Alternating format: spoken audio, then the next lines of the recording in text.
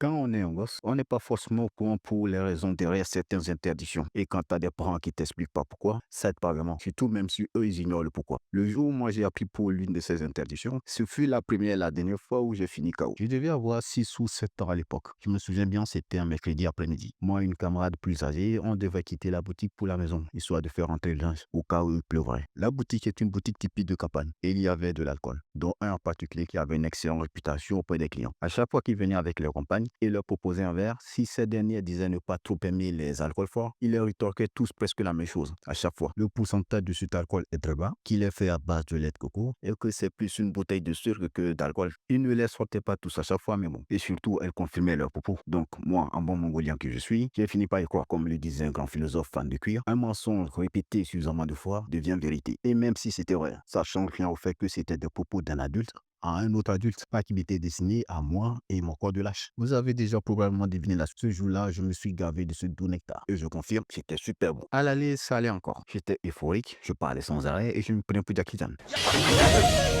Donc, tout est safe. Les problèmes ont commencé une fois arrivé à la maison. Je me sentais plus autant débordant d'énergie et Jackie Chan a été remplacé par Yang Cha. J'avais une migraine des enfers et j'entendais les soins des coups fantômes. C'est là que je suis allé m'allonger quelques instants.